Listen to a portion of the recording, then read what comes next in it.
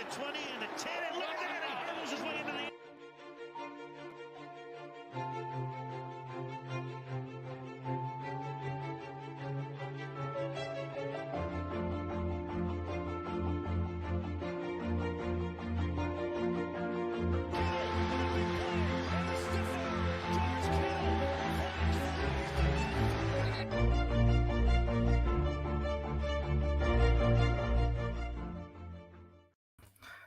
Hello, everybody. We are here on a not so Victory Monday. I'm your host, Ben Myerson. I'm with my co-host, Vinny Saglin. Benny, this is 49ers University. Vinny and I are both college students. We're both 49ers content creators.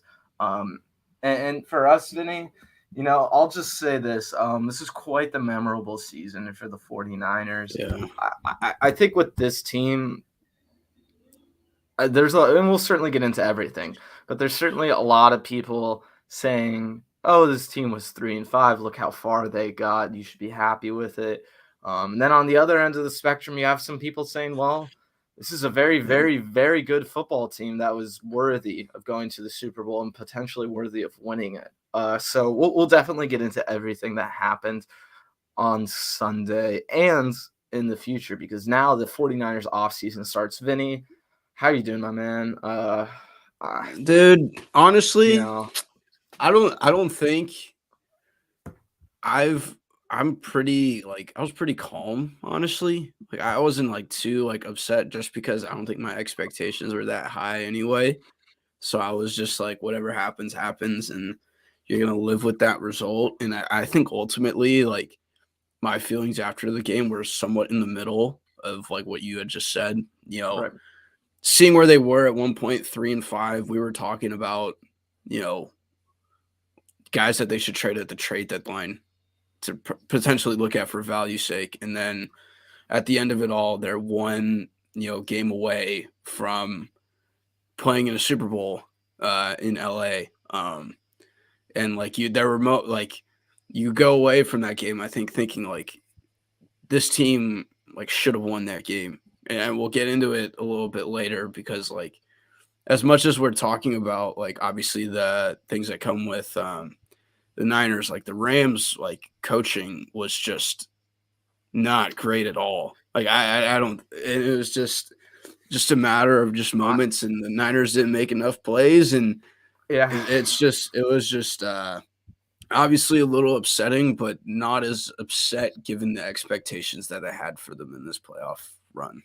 That's fair. I guess my one thing first, I think Raheem Morris did an excellent job stopping the 49ers run attack.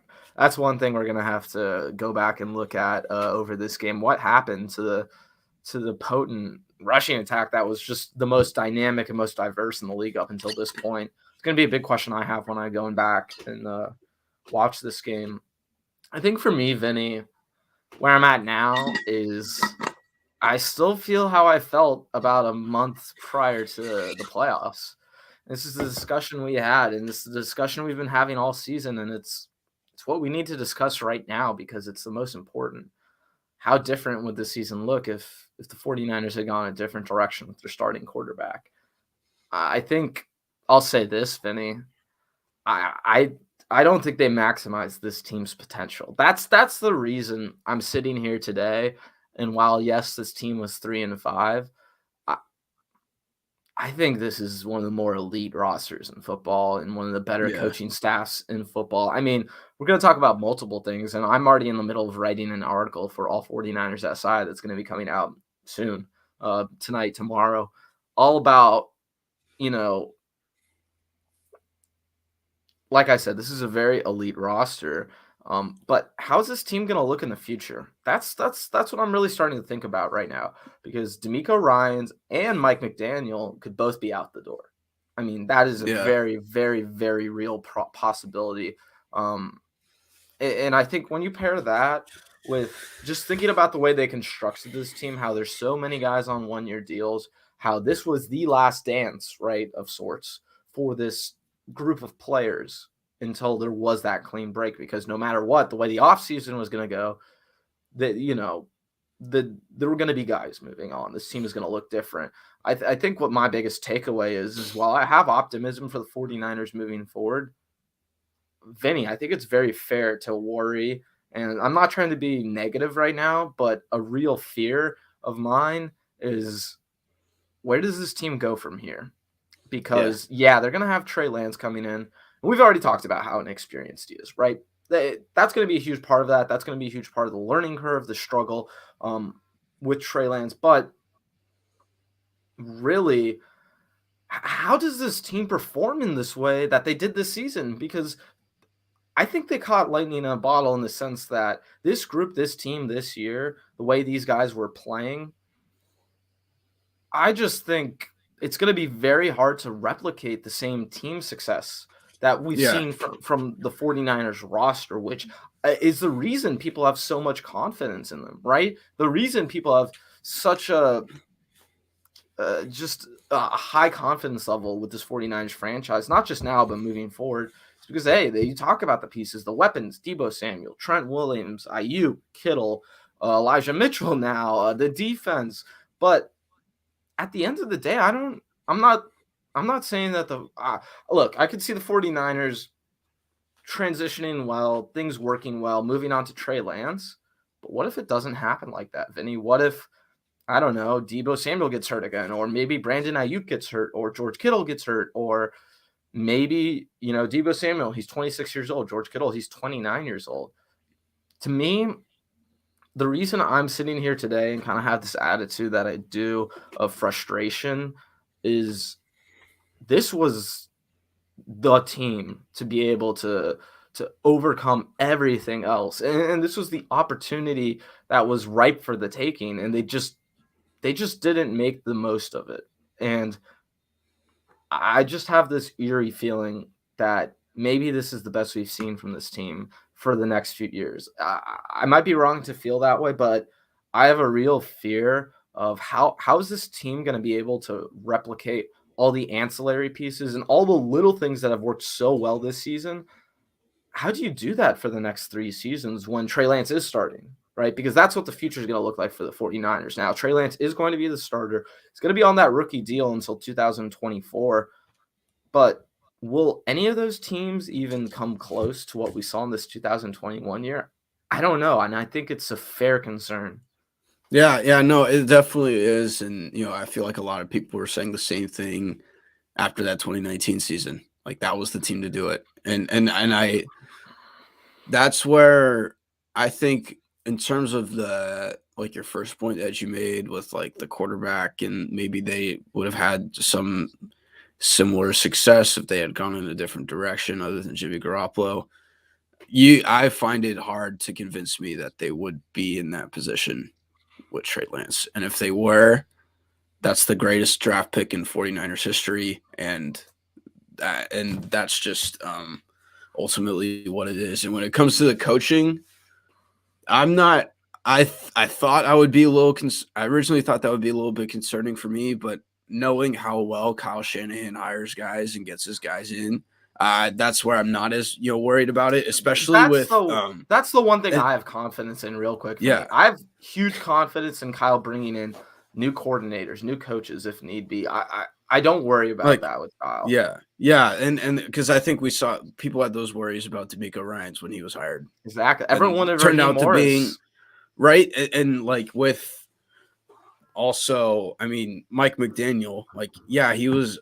Let's be honest here. He was named the offensive coordinator. Yeah. I don't really know how much and he, don't get me wrong, he is a brilliant mind, and the Miami Dolphins, which seems to be the team that he's most likely linked to, that is a great hire for them because he is one of the best football minds ever. Not ever, excuse me. In the game right now. And it's just but I think we know who's calling those plays and making those decisions on offense, and it's Kyle Shanahan. So you're right.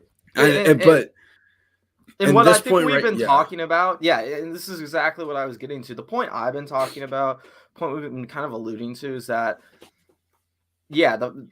look at exactly what Ekim's saying. He's saying the problem with the loss is the players will be another year older with more wear and tear on their bodies. can't assume the next season that they'll continue this run that they had. And I think that's what I was trying to get to, Vinny, is that we have a lot of confidence about this team moving forward.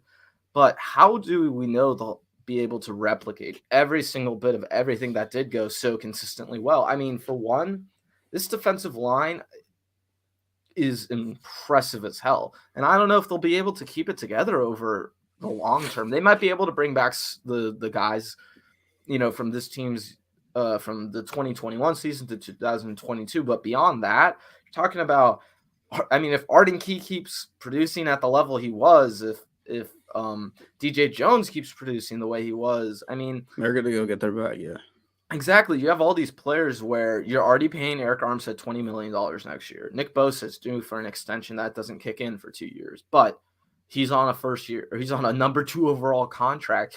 It's not like the 49ers are just going to be able, and I don't think they should, just go in saying, hey, we can look at the Tampa Bay Buccaneers, right? They brought back everyone for the next season.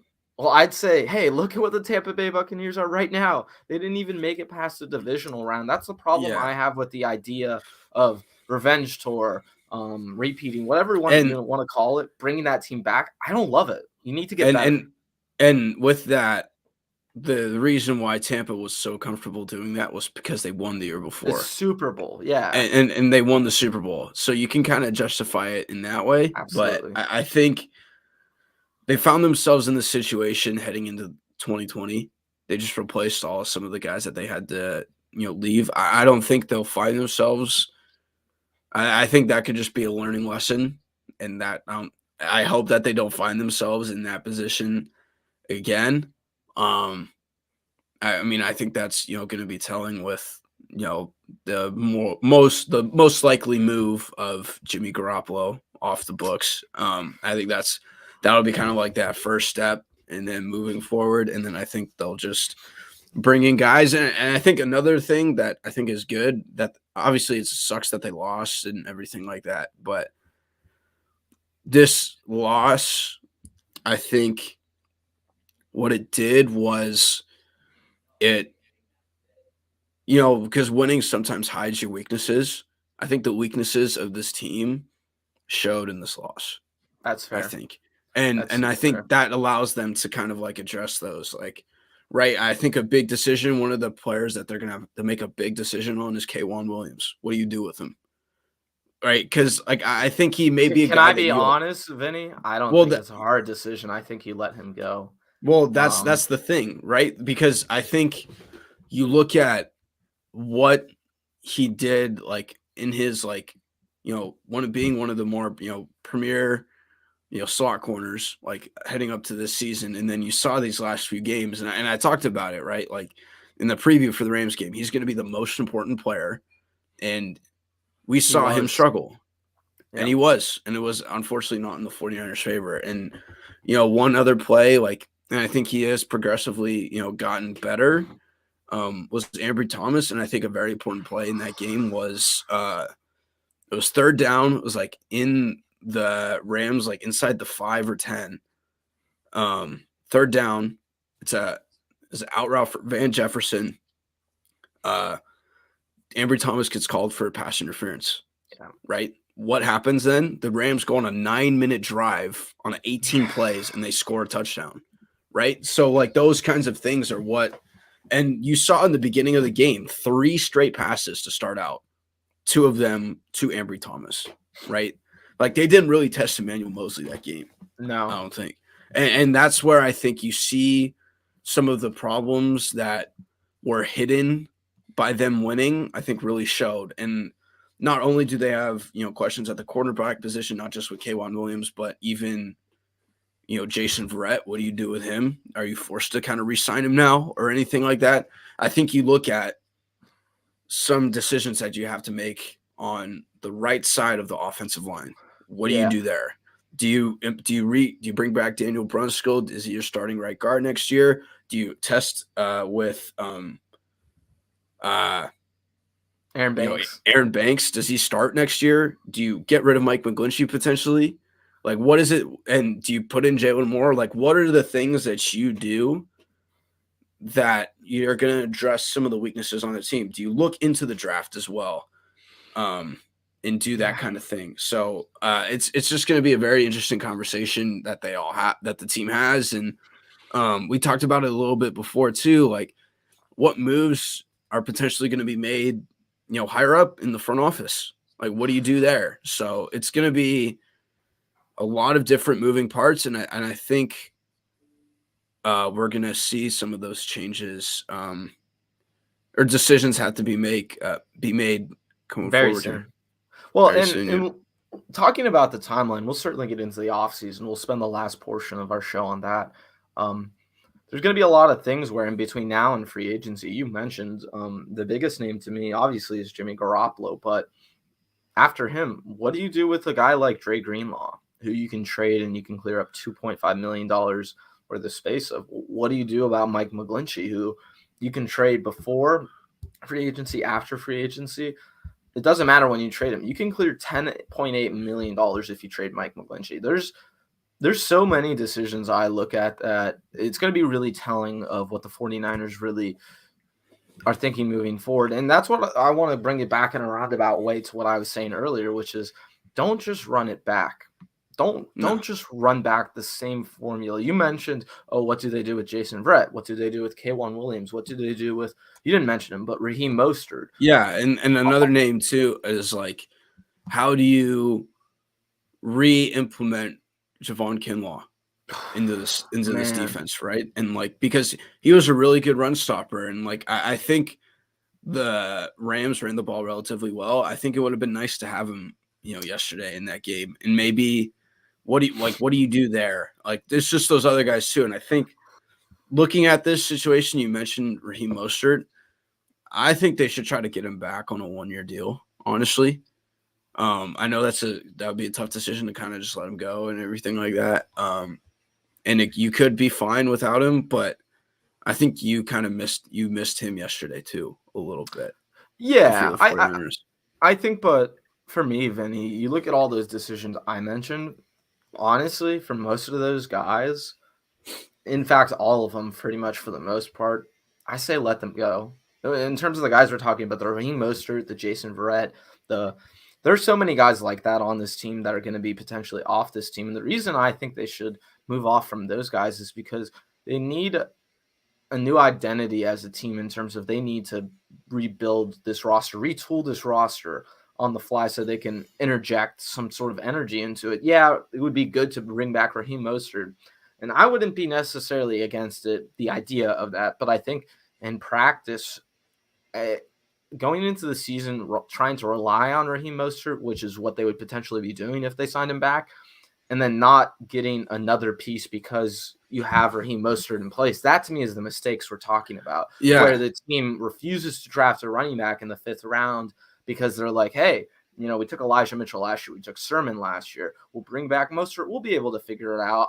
I would rather see them go in the direction of, hey, identify guys in free agency in the draft across the league who you think fit what you do well and bring them in. So you talk about Raheem Mostert, Vinny, I'd be much more interested in going after Cordero Patterson for the 49ers. He's a free agent this offseason. You want to talk about someone who can do what Debo does?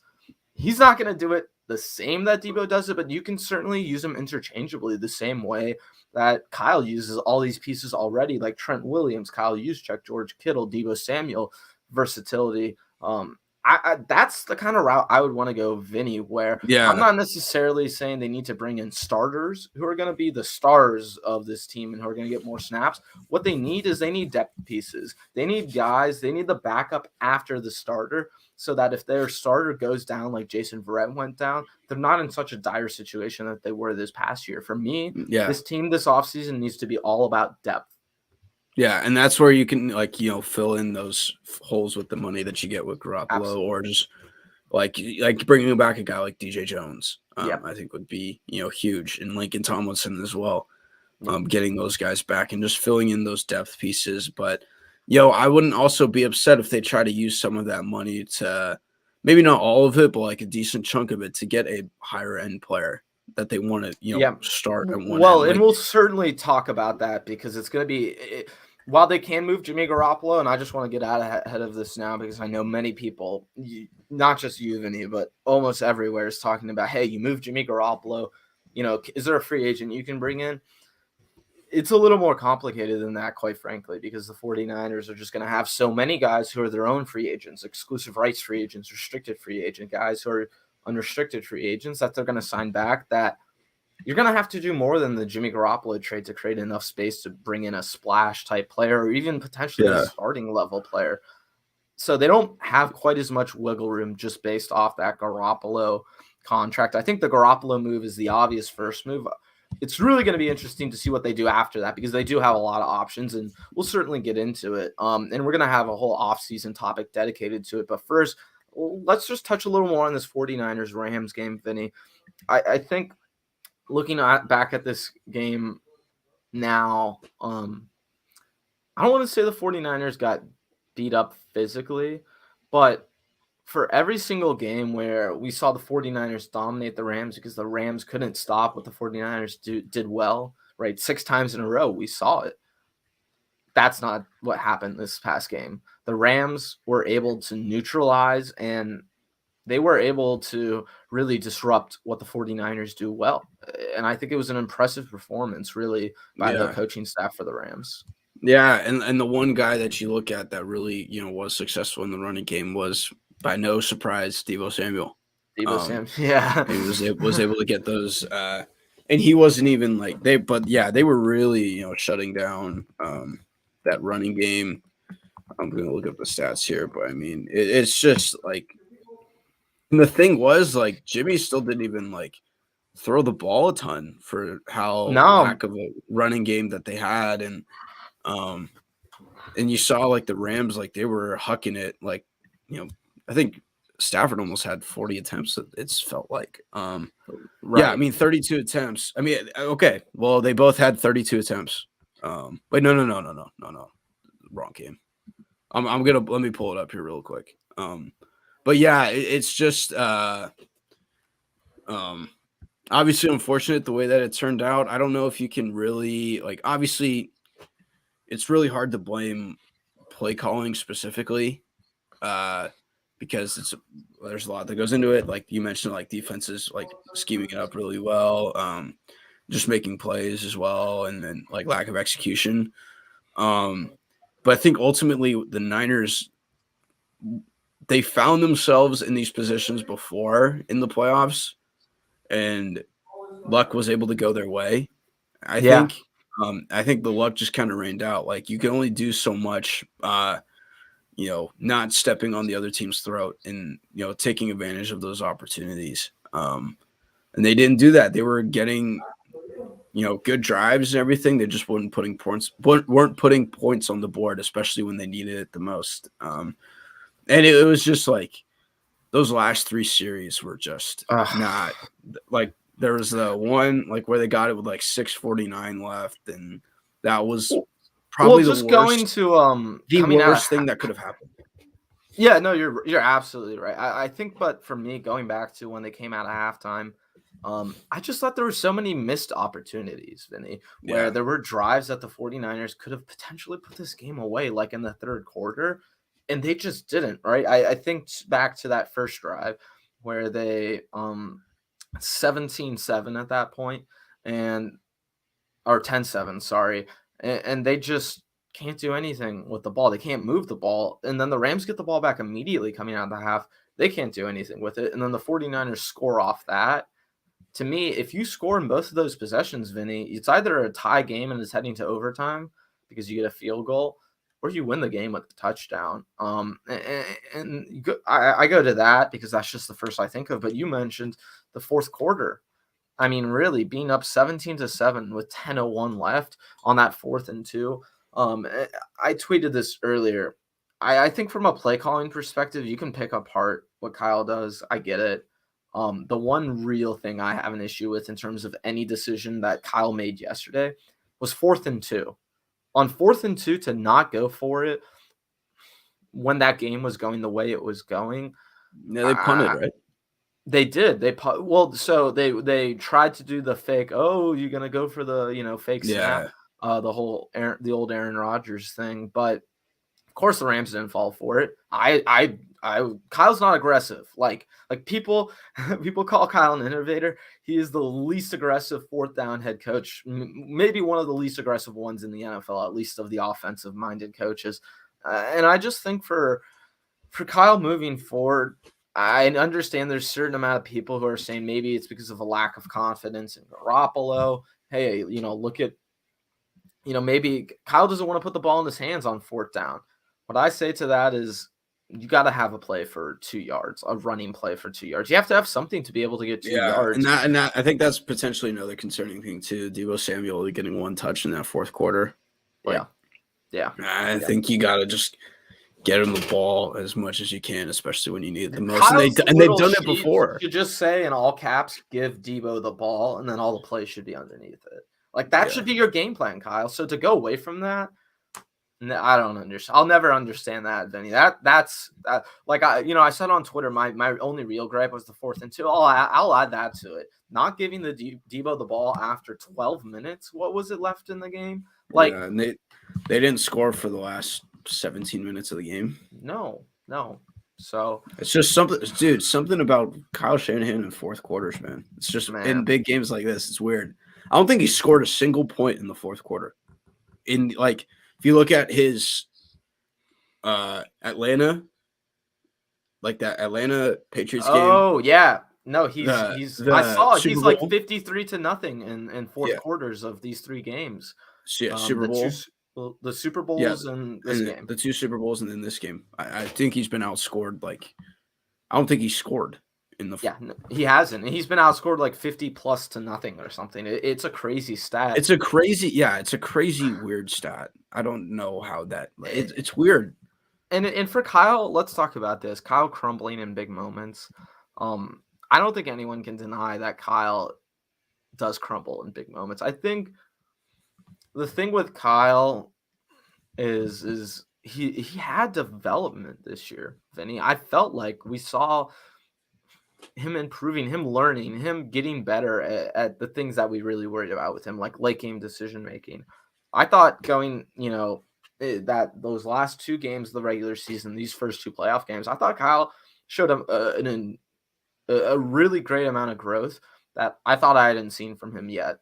And then he reverts back to this, and this sort of game just really makes you wonder about, man, when the pressure's on, how does Kyle react? Because so far he hasn't proven that he reacts well to pressure at all. Yeah, that's the weird thing that it comes to Kyle Shanahan, and I don't really want to give him too much blame for this game. I know it's obvious. I'm not blaming him that much. I know, but other people. Say no, and you're right to point this out because people are blaming Kyle right now. My biggest thing to them would be Kyle can't fix a 5-yard miss to George Kittle. He can't fix these open missed passes consistently. One Ayuk where he skipped it to him, and that last interception. Oh my God, the Ayuk one. Oh my God, man! I was just watching. That's what I'm saying. What the what are you doing? The skip pass. Yeah. Yes, he missed a screen pass. Look. And it's funny because he hit, dude. It's funny because he hit a dot to Ayuk down the sideline. I know in that game, and that's just the experience that you get with it. So I have a hard time trying to blame Kyle. I know it's easy to do and everything like that, but I put 90% of the blame on Jimmy for this game. Honestly. Yeah, and he's one of the main reasons why they got here in this first point. And yeah, I get it. It's just, and I think that is something you can obviously look into, and I think it's fair seeing the same that fourth quarter yesterday looked like a mirror image of what the Super Bowl was, I think. But I don't know, man. It's just tough for me to blame Kyle Shanahan just in the sense that he's not the one making those plays and everything like that. And there were opportunities for Jimmy to make plays. I think that's part of what was. And that's not to rid him. that's not to rid him fully of any criticism. Obviously, like you mentioned, like the 4th down call, I think he should have done that. Yeah. And God, you could go all philosophical But and be like, hey, maybe he should have just not started Garoppolo in the first place. But, like we mentioned before, maybe like we mentioned before, his plan was right in the sense that they got this far. I think the reason I'll never say the plan was right is because we never know what would have happened had Trey Lance started. It's the only thing I come to, Vinny, is that at the end of the day, we don't know what Trey Lance would have looked like at this point in the season. And I'll say this, I damn well know he couldn't have had a worse fourth quarter than that. Like, that is as bad as fourth quarter. I'm gonna be honest. I'm gonna be honest and say I don't think they get to the NFC Championship game if you were to start the whole year. Honestly, Vinny, I find it so hard for him to do that. This is where we disagree, and I think the reason I disagree with this is not because of my belief in Trey Lance as much as it is my belief in this team, because I think this team showed that they can carry a quarterback with them not doing much. And I understand Jimmy. There were certain situations where Jimmy needs to get stuff done. Rams game, for example. I'm not going to point out any other examples, but I think the thing when I go back and think about this season is look, we just don't know what would have happened. It's impossible to say. It's impossible to know who would have been right in this situation. But I think what I and others have felt about the whole Trey Lance situation is that with Trey Lance, he's going to make the same mistakes Jimmy would have made. In fact, if you look, Jimmy has a higher turnover-worthy play rate than Trey does. But at the end of the day, for me, for other people, I think the potential of him having big, explosive upside plays, when you take into consideration the whole spectrum of Jimmy Garoppolo, that outweighs what Jimmy Garoppolo does more than being the efficient quarterback that they want Jimmy to be. But at the end of the day, look, we'll never get the answer to this question. It's impossible. It's an impossible topic to know who's correct on, and that's why it's a great one. But let's transition to one more thing before we kind of get into the offseason, talk about the future of the 49ers a little more. Let's talk about the 49ers defense, Vinny. This was an amazing defensive performance. Can I be honest? I know people are getting on Jaquiski Tartt right now, and he himself took a lot of blame for that whole missed interception. If Jaquiski Tartt makes that interception, they're not driving the ball and scoring. I don't care. We saw what happened in that fourth quarter when they did get the ball. We saw what happened when they were in that situation, when they were up in that situation. They weren't doing anything in the fourth quarter in terms of moving the ball. So when people bring up Jaquiski Tartt, I'll say to them, yeah, I know it's a missed opportunity, missed interception, but I don't know what the 49ers would have realistically done with it. But looking at the defense as a whole, Vinny, you allow 20 points. You keep this game in control within 7 points up until 10 minutes left in the fourth quarter. Look, I know people are going to go to specific spots. They're going to say, hey, they should have stopped them on this key consistent drive. I would tell those people that the 49ers defense should have never been put in that position. Their offense should have performed better because, quite honestly, the 49ers defense was putting their offense in a winning position, and their offense didn't make the most of that opportunity. And that's where I think the context behind why the defense supposedly looked bad was because they were on the field for longer than the offense was. I mean, the entire first half, they were on the field for the first 18 out of the first 30 minutes of the first half or something. Yeah, exactly. And I mean that Tartt play obviously is a game-changing play. And if you get that pick, and that's an easy pick, and he knows it, that's a punt. He should be marked for a muffed punt. That was a punt, pretty much, right? And that's a play that we all expect, and he expects to make, and he needs to make that play. But to like you mentioned, to point the loss on just that play, that's not so very. Dumb. I'm not going to take that.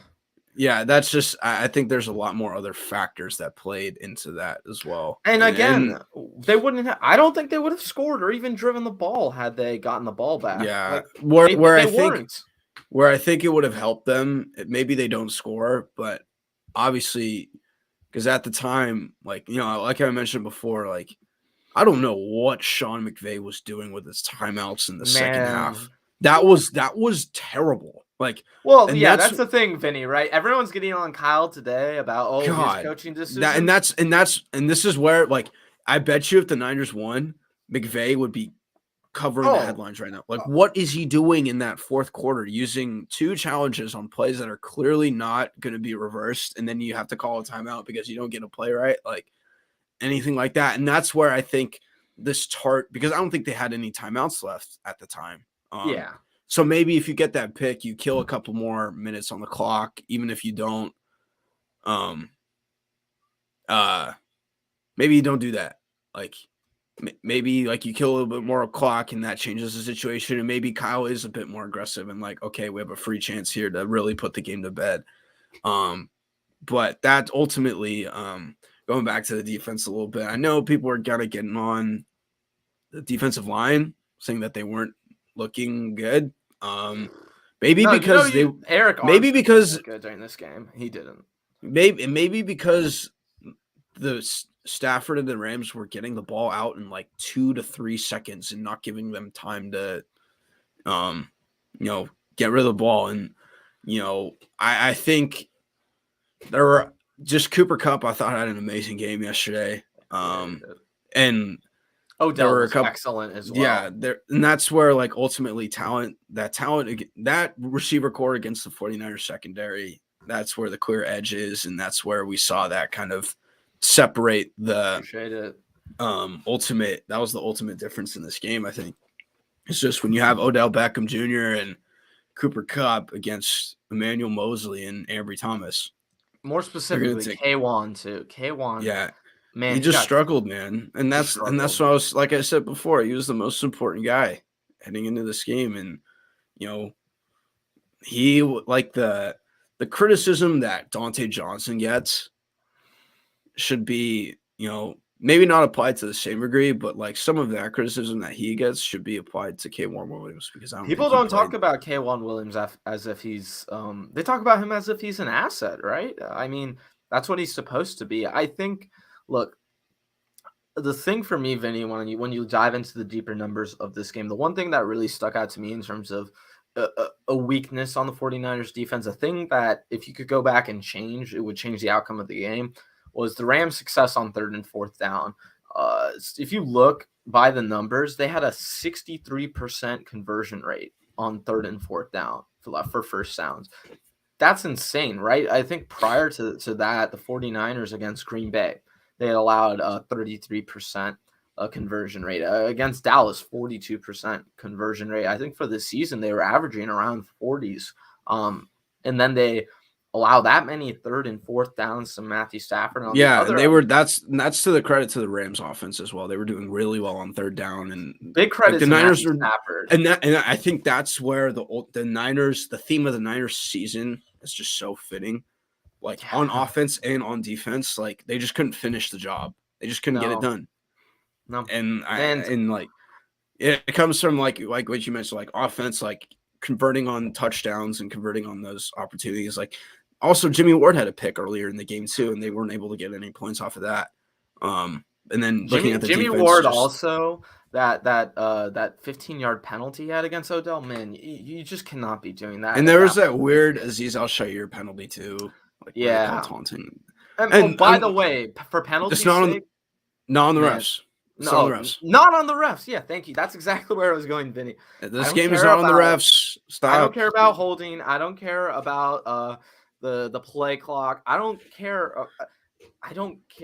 They let him play. I liked it. I liked how the refs let him play. Oh yeah, no, I thought it was because there were other penalties. There were other penalties too where they missed on the 49ers, like Fred Warner just completely running over Matthew Stafford, and then there was I think there was another face mask. There were a couple face masks. One from Trenton Cannon. Then there was the 4th down QB sneak from Matthew Stafford where they stopped him, and someone got a grab of his face mask too. So it's like, if anything, the refs were in favor of the Niners, and the Niners were getting lucky on the refs side. It's just some of those other plays were lucky on the Rams side. And they were able to take advantage of it more than the 49ers. So Yeah. Well, and I thought we did a good job reviewing this Rams game. I guess my main takeaway from it ultimately, Vinny, is that I think this Rams team is just a little bit better than the 49ers. And that's not just in one specific area, because people will look at quarterback, right? But I think you look at the Rams team, the coaches they have in place, the organization that they've built, they're just a little bit ahead of where the Niners are now. And you know what? I know people are going to point to specific things, and we certainly have broken down this game at length, but at the end of the day, I just think they lost to the better team. Mm-hmm. Yeah, ultimately, I think it was. And I think the Rams are deserving representatives of the NFC. And I guess I know that's hard to say, right? But, dude, that's why you, from the Rams perspective, that's why you make those trades for those guys. Absolutely. And that's why you pay those guys. And that ultimately showed. And, at the end of the day, at least for me, I'll be happy with either winner of the Super Bowl, just because, the Rams, if they win the Super Bowl, it's obviously looks good on the division, and ultimately you lost to the Super Bowl champions and everything like that. And to put it on more of a personal side, seeing Matthew Stafford finally being able to raise a Super Bowl trophy, and Odell Beckham Jr. as well, and Aaron Donald, even some of those other guys, that would just be a little rewarding for them, I guess. And then obviously at the Bengals win, seeing Joe Shiesty in year 2, just cold-blooded as he is and everything like that. And to sidetrack a little bit, he is officially a top 5 quarterback in this league, and you cannot convince me otherwise. You can't go in, bro. You can't go into Kansas City down 18 and pull off a win like that and not be top 5. That's just crazy. So I think the Rams beat them on that day, and just on that day, I still give the 49ers the edge in those matchups, I would say. But I think ultimately looking at it next year, it's going to be between the Rams and the Niners for the division, if I had to look at it. I totally agree with that. I don't know if Arizona's going to be able to catch up, and then I just not with that head coach. Yeah, and I think Seattle's just terrible. So. And John said, football is a game-to-game basis. It's not a best-of-7 series. To say the Rams are a better team, period, I think is false.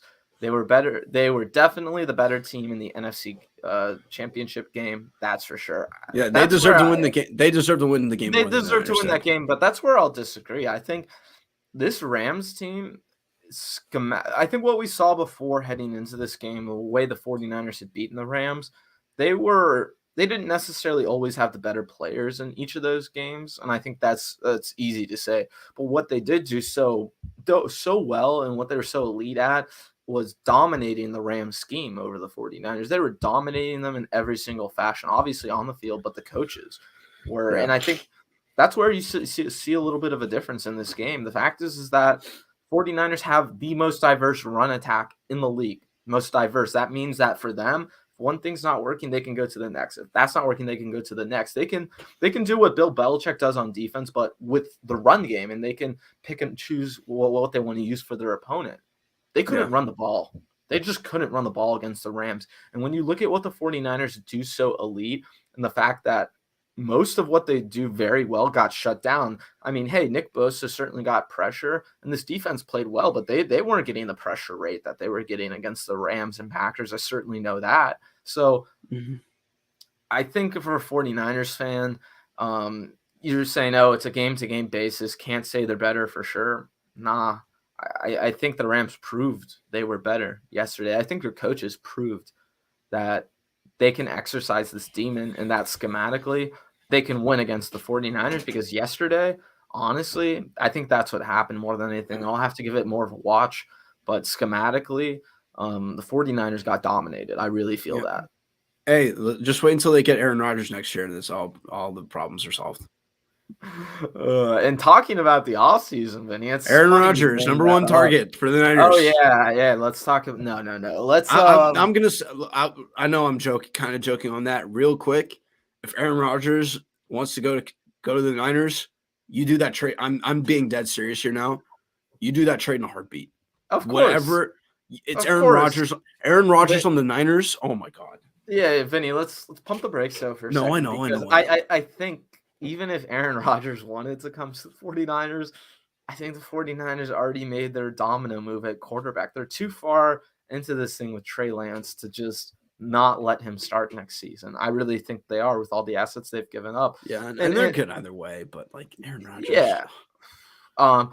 So let's talk about the salary cap. Let's talk about Jimmy Garoppolo. Let's talk about what happens between now and free agency. Right now, the 49ers have $200 million tied up in their top 51 of the salary cap. The cap this year is at $208.2 million, I believe.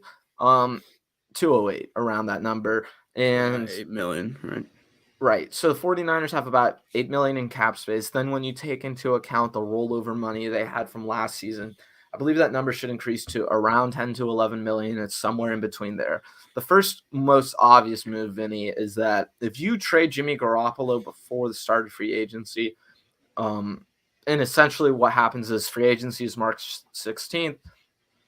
If you agree to a trade before then execute the trade on the 16th, you can get that cap money rolled into the new season. The 49ers can clear $24.6 million of cap just by trading Jimmy Garoppolo. And I think when we talk about the trade market for Jimmy Garoppolo, Vinny, we'll certainly spend a lot of time on that this offseason.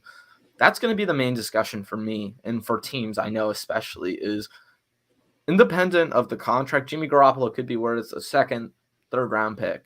On a one-year deal where he's a free agent next offseason and the only way you can keep him is by extending him, I don't think he has as much value as that. In fact, I think it's more of a third, fourth, even potentially fifth round pick because look, and I know it sounds a little harsh to attach that to Jimmy, but I think what I'm really saying is this next team is paying for 1 year of Jimmy Garoppolo or the opportunity to extend Jimmy Garoppolo.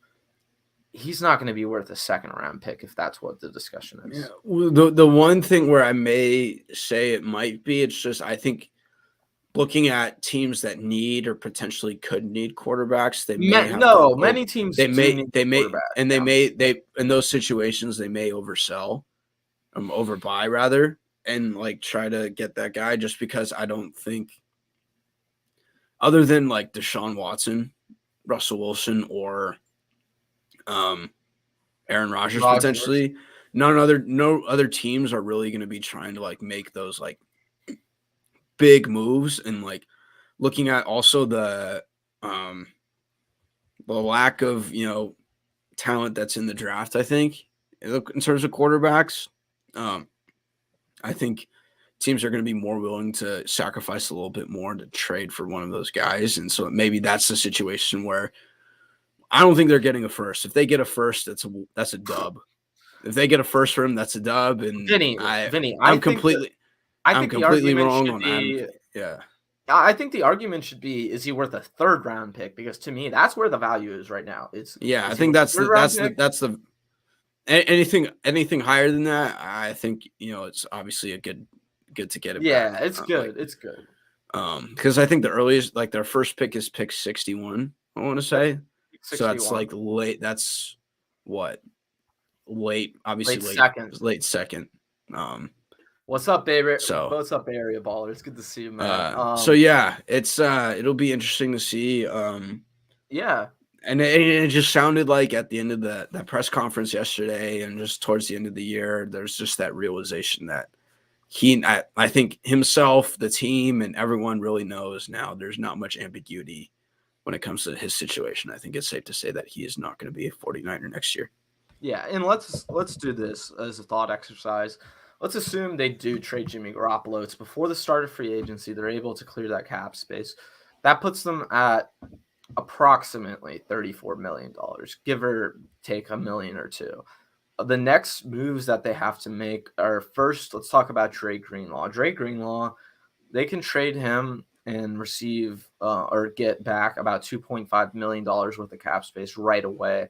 That's certainly going to be something worth thinking about. Another player, though, and to me, these are the two biggest trade decisions because we know they're going to trade Jimmy Garoppolo ultimately. I think trade or cut him. More likely trade. That decision was made last offseason, right? They can trade Greenlaw and get $2.5 million. They can also trade Mike McGlinchey and clear about $10.8 million worth of cap space. I think the issue with the Mike McGlinchey situation, even though he's on a 1-year deal, is ultimately because he's coming off that injury. I don't know if first off, the 49ers may not be able to trade him one, if he is still injured.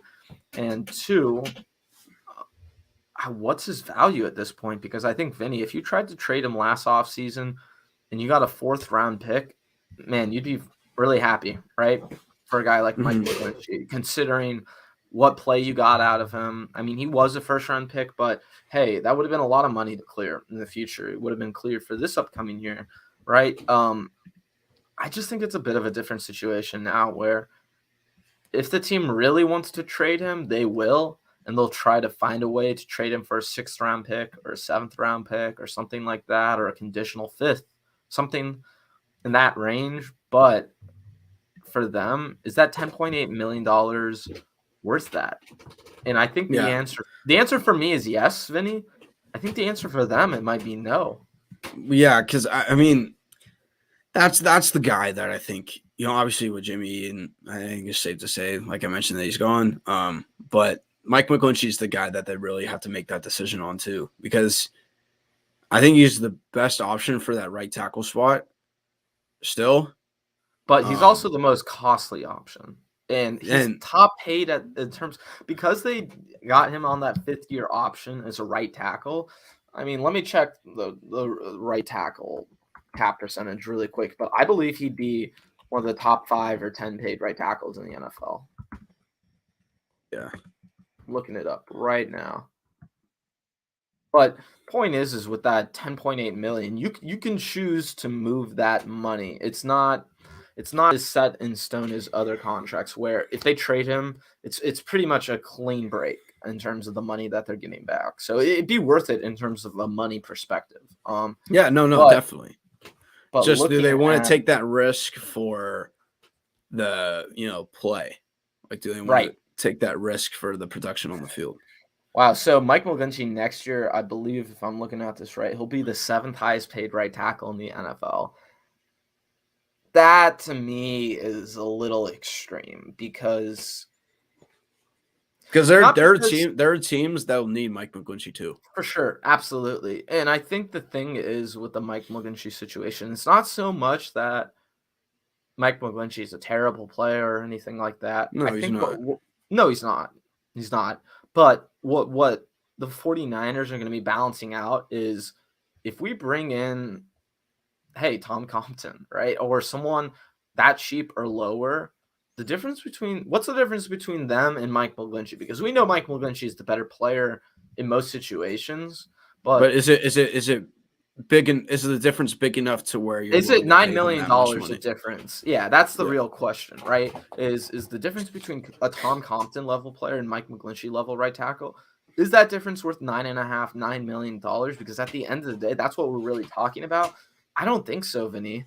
I really don't. I think they should trade him. But at the end of the day, like I said, I think because he's coming off an injury, because he's a 1st round pick by the 49ers, because of everything they've done, I think they'll try and keep him around and say, hey, you know what? He'll be expensive this year, but then he'll be a free agent. We can sign him to whatever contract we want. He'll be coming off an injury.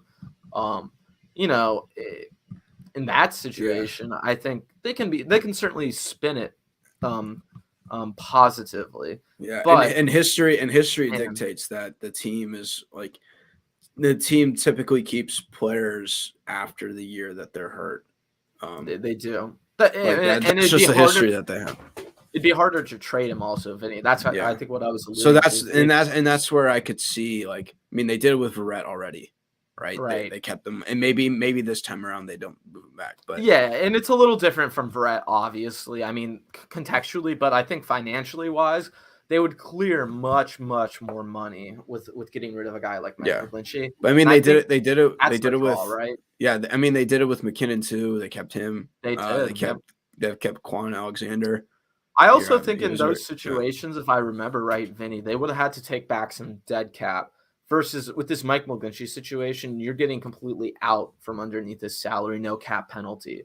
So there is that one difference there. But at the end of the day, Vinny, you mentioned those guys, and I think it's important to mention them because I don't know how much the 49ers are going to look at that in terms of a salary cap move, right? I think for them, they want Michael McGlinchey back because they believe in what he does for their system. They're not going to look at that $8 million and say, hey, we can do this and that with this. We can get more flexibility here. I just don't think that's the way they look at things like that. Yeah, and I think I'm a little more okay with them keeping him because of that production reason, especially with Trey starting next year. I think that would help him out a little more. And maybe he won't, because maybe you may just have to release him the next year and it doesn't really matter. It's just whether they want to value money more and potentially finding those guys to help fill in those other roster spots, or if they want to have production more like definitive production out on the field. Absolutely. And I think this Mike McGlinchey discussion is really more discussion of value of a replacement player, right? What is the value that Mike McGlinchey brings that is $10 million more than Tom Compton? When you consider the right tackle market, I just don't think he brings that kind of value. And it sounds, I don't know who their right tackle is, and I don't even know if he'd be a good fit, but obviously the one thing that you look at with Mike McGlinchey is his run blocking ability. Mm-hmm. So maybe, I don't know who their right tackle is, but does he go to Baltimore? And does that feel like a good fit for, Lamar Jackson and their commitment to the run and everything like that? Maybe that's the one team that you look at that can maybe look at, because who are there? And they had Villanueva, who was left and right all year. They were moving him around constantly. Do they have Ronnie Stanley still? Ronnie? Oh, that's an excellent question, man. We gotta look at the Ravens roster right now. Because I'm looking it up right now. Because they had Orlando Brown, who they traded to the they traded to Kansas City. Yeah, who are out now, so good for them. But sorry, I had to throw that in there. How did they lose, bro? I don't know, man. That Shiesty, I guess. Yeah, hey, he's the man. He's the man. Okay, I'm looking up their depth right now. So left tackle Villanueva, right tackle. Oh, Patrick McCarry. I don't know who that is. He's like their swing tackle. Right, and Villanueva has really been filling that role for them this season. So it's not necessarily, I mean, they don't really have necessarily anyone in place. And I don't know how good that McCarry guy is or whatever, but no, maybe if they're looking to really. They haven't been playing him. It's been a lot of Andre Villanueva, or he's taken over at left tackle, I believe, once Stanley got hurt. But to begin the season, their plan was Villanueva right tackle, and he could certainly retire after this offseason. So I think that's an option. And this is a funny comment. McGlinchey, pro run block, cons pass block. yeah, and he wasn't even that bad pass blocking this year, honestly. I don't think he was that bad. No, that's obviously still a weaker part of his game. For sure. It wasn't 2020. Well, and I think this is the biggest part of this discussion. Yes. It's a really great question. Yes. Because I think the reason there might be hesitancy, Vinny, if any, is that you're getting a guy on a 1-year deal, right? You're getting him for 1 year's 10.8. He could walk after that season because he's a UFA after. So if a team feels like they can bring in Mike McGlinchey, extend him right away, and he'll be a part of their future, I think that's why a team would be really interested in him. Really, the injury thing only becomes an issue if McGlinchey is so injured that you can't trade him at that time, right? And then you just have to go in with Mike McGlinchey. You can't do anything about that because you can't trade injured players. But we'll see how the situation pans out. I think teams will want him, though. I think teams will be interested, absolutely. And one more player I want to talk about before we get out of here, D Ford. The 49ers have a very interesting decision to make with D Ford. The thing with D Ford is that you can clear money pre or post June 1. There's the dead cap penalty is what it is. Really, the difference is that if they cut him pre June 1st during free agency, right, they get $2 million of free cap. If they wait until after June 1st, that number is $7 million. So it's certainly a huge difference. And in terms of timing for free agency, what I think might happen, Vinny, and this is my prediction just based off the language of his contract and the way they've written it up, is I think the 49ers will draft their draft class right at the end of April. The last week of April. You get a month And you saw this happen last offseason, right? The 49ers didn't sign their rookies right away. That was something specifically I remember that happens with them every offseason. They don't sign their rookies to their contracts. Right away. And it's usually about $7 to $8 to $9 million worth of money. So what they might do is they may end up prolonging the D Ford cut until June 1st, then cutting him, and then using that money to sign all the rookies that they're going to be signing to contracts. They're going to strategically, I think, move around that where, yeah, it'd be nice to have that money at the start of free agency, right? When you can go after unrestricted free agents when everyone's available March 16th. But at the end of the day, if you're going to use that money eventually with the rookies, waiting that out is much more valuable, obviously, that extra $5 million. So with D Ford, he's still on the roster right now, certainly, but I would expect that situation to be a post-June 1st cut with the idea that, like I said, you're taking that money, you're pushing it towards where. Then they get $2 million more if they cut him post. They get $5 million more if they cut him post June 1. The difference is that they get $2 million of free cap if they do it pre. They get $7 million of free cap if they do it post June 1. So certainly significant, like I said. And I think ultimately, if they plan it out right, it should work out where they just move that money towards the rookies. And even then, you know what? Maybe free agency is still going on and you can still use that money. I think no matter what, it wouldn't make sense for them to try to jump the gun. Just, that $5 million difference is gonna certainly be important for them this offseason. And then talking about free agents that they have, Tomlinson said an hour ago, I love it here. I watched myself develop into the man, the player, the husband, the father. It all started with getting traded here to the 49ers. I would love to stay, but I know it's a business. So, you know what he wants to do. He wants to stay. So, yeah. And I tweeted this out earlier. Let's talk about free agents. You touched on DJ Jones, Laken Tomlinson, Arden Key, Jaquiski Tart, Jordan Wills, Jeff Wilson Jr., Raheem Mostert, Kaywon Williams, Jason Verrett. All those guys are unrestricted free agents, and that doesn't even go with the restricted and exclusive rights guys who are Aziz, Juwan Jennings, Jermichael Hasty, Kevin Givens, Demetrius Flanagan-Foles, Daniel Brunskill. They're certainly going to have a lot of guys to bring back. The one thing I wanted to end on here, Vinny, just a real quick discussion, is that I think the one position that they should look to trade is linebacker. They should trade Drake Greenlaw specifically to clear that $2.5 million before free agency, because the way I see it, Vinny, is they have Fred Warner, they have Aziz Al-Shaair, who's an exclusive rights guy. They'll be able to bring him back.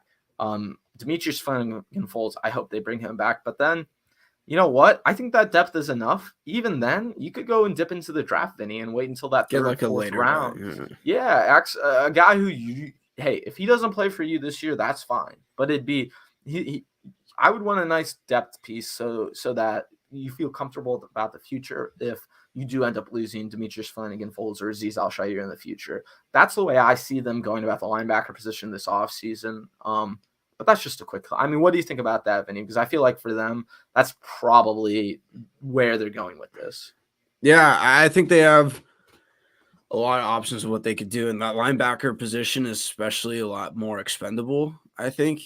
And like you mentioned, like they found Drake Greenlaw in the fifth round, right? They found Fred Warner in the third round. Not to say that they're going to find undrafted, right? And who knows? Maybe there's a new defensive coordinator. Maybe that changes it a little bit as to where they want to go.